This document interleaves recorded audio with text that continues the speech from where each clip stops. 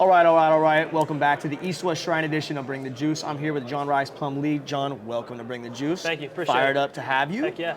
Out of the gate, let's just go with one of the more generic questions. Obviously this week, especially this week, and leading up to the draft, as it continues to go, they're going to ask you, what's your greatest strength? But I want to ask, what's something that separates you from your competition in this draft class? Yeah, I think for me, my legs bring a different dynamic to this quarterback position. Obviously, this draft has some, really good quarterbacks that can move around. Jaden Daniels comes to mind, right? Caleb Williams is a pretty good extender at plays as well. But I think I add another dimension to an offense just with my legs, and so I think that separates me a good bit from the rest of the pack there. Clearly, your athleticism is known throughout the game if you watch freaking college football.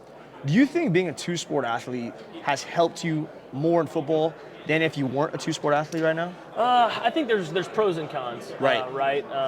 If I'm a football player year-round, I think that maybe I'm a better football player, right? If I'm a baseball player year-round, I might be a better baseball player. But in the same sense, you're always going to catch me enjoying football. Some guys come to work or come to ball every day, and you can kind of tell, man, they don't really love football. Yeah. Because they can kind of get burnt out on it. For me, man, I love ball, right? Yeah. And it makes it really easy for me to say, in the baseball season, shoot, man, let's go. We're back in season with football. Right. And so always kept it fresh for me, right? Always kept it like, hey, what's the next thing? And so that's one of the pieces I loved about doing both. Is that, man, it was just always fresh. Man, it was something new, right?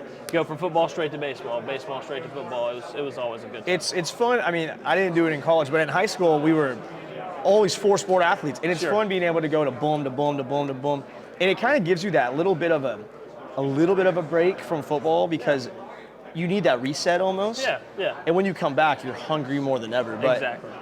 Have you thought about attempting to play both professionally at one point? Or yeah, I mean that's been my goal since I've been a little kid, right? Yeah. Like when people ask me in second grade, hey, what are you going to do when you're older? It's like, I'm going to play professional football, I'm going to play professional baseball. Hell yeah. So you Done can by few. You can catch me doing that, right? Yeah. But now, at this point in my life, I've hung up the baseball cleats, right, and tried to pursue this career in the NFL, and so I'm excited about it. I'm excited what the future holds. Do you have a guy that you idolize in the league right now, or as you continue to take tools and put them in your toolbox? Yeah. Anybody you watch that you're like, hey, I like what he does right now? I mean, it's cool to watch guys that look like you, right? Like the Kylers, the Lamars that kind of have my similar play style. I think it's fun to watch them, right? Because I can say, hey, man, I can do that right there. Right. What he just did, I can do it, right? But it's also cool to watch elite level guys in other categories. A-Rod, his arm talent, Mahomes and his arm talent, right? And so you kind of take bits and pieces from different guys to kind of try to make yourself something different from everybody else. And so I would say, I always loved to watch Brett Favre growing up, right? That was I'm a Southern Mississippi guy, like South Mississippi, Hattiesburg, where Brett's from, and so always watched his highlights on YouTube and stuff. Loved watching him, and so if there's a guy that you said, hey man, when you were little, who'd you look up to? It's probably Brett Favre. I love that. What a good, dude, it's a GOAT. It's a freaking GOAT. Unbelievable. This is not an easy journey you're about to enter going in and attempting to play in the NFL, doing both potentially, but right now the NFL. Yeah.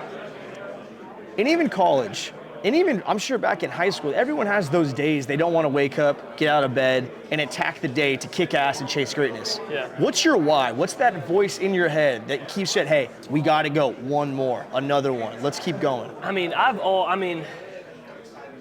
A lot of the times, man, it's not hard to get me out of bed, because of it's so fresh, right? Because for me, it's always been so fresh. When I get to the point in football where it's like, oh man, we're wrapping up the season, boom, we're done with the season. You have a week, and then it's like I'm sitting around. I'm like, hey man, I want to be doing something.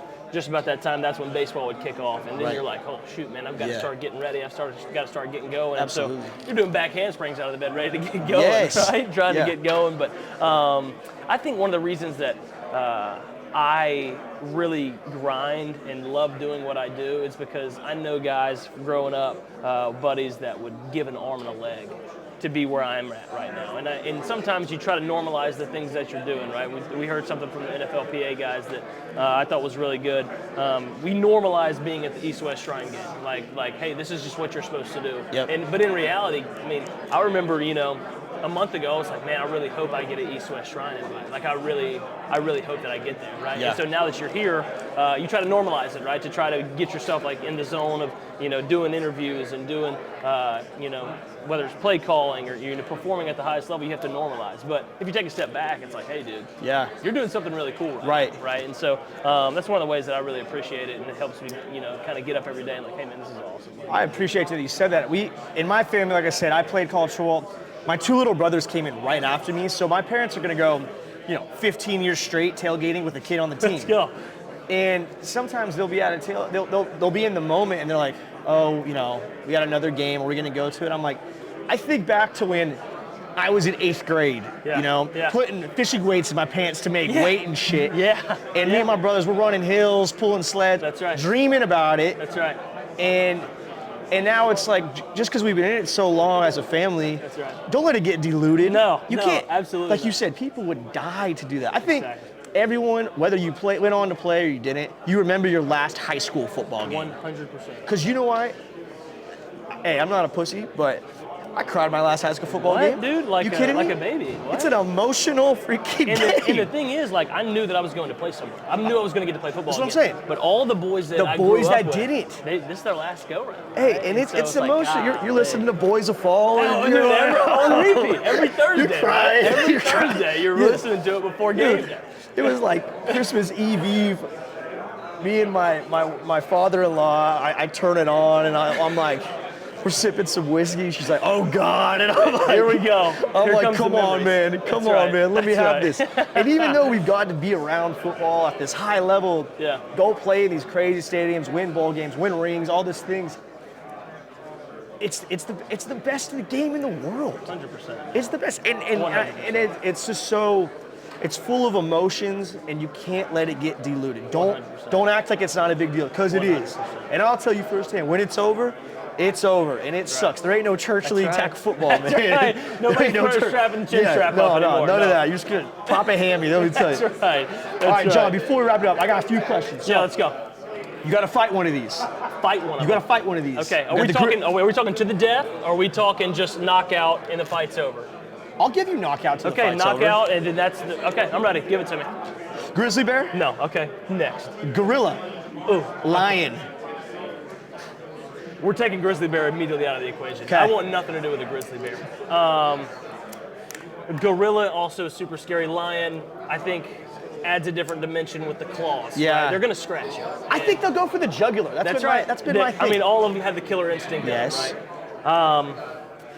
I think I'm going to go with a lion. Yeah. Because I think it's a big cat. It's a big cat, but where they're going to try to hurt you is they're going to try to bite you. Yes. Right? A gorilla's just going to pick you up and throw you, but in trying to bite you, they're going to, reveal their neck, places that you can get a hold of. Yeah. Right? Might get lucky, get one into good a shot, triangle one choke, good maybe. shot. You I think might fall into one. Right? I think the lion triangle choke is the best answer we've heard so far. Might have to do it. Might take it right into the full Nelson and see if we can get it. That's right. That's right. That's right. This is Mufasa.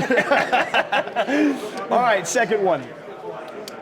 You're on the bus ride to the stadium. Okay. You haven't had pregame meal yet. Okay. This bus breaks down. Coach gives you $20. Says you need to go to the 7-Eleven and get your pregame meal. What are you buying with your $20 for pregame meal? Okay, listen.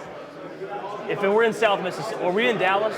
You're playing SMU. You're playing SMU. We're in SMU, so I don't know a lot about the gas station food here. Okay. But if I'm going in there, you looking around for 7-Eleven? Yeah, I'm looking for something, right? Give me any kind of clue that I can find here. 7-Eleven. If you get me on one of those rolling hot dogs, if I eyeball one of those jokers, maybe give me a double of them, ketchup, mustard. Let's rock and roll. Give me a Glacier Freeze Gatorade. Yeah. Let's do it. Oh, it's cold blue. Oh, listen, that's a close second place. But I think that's the way we're going. If we're in South Mississippi now, a lot of South Mississippi gas stations have gas station fried chicken. You're raising your eyebrows. I know it's a dangerous, risky call, right?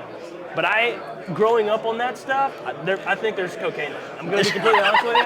It's good. It's really good, and that's what I'm going with. Yeah, wow. Absolutely. I love it. It sounds like a miracle meal right there, John. I love it. John, I wish you nothing but the best in your future career. Bring the Juice supports you. Best of luck the rest of the week. And be sure to follow John on his journey on the socials. Let's go. Get your piss out, boys. Heck yeah, Good to get see it you. boiling. Yeah. Great to be on this place. Appreciate it, man. Absolutely. Thank Yeah. you.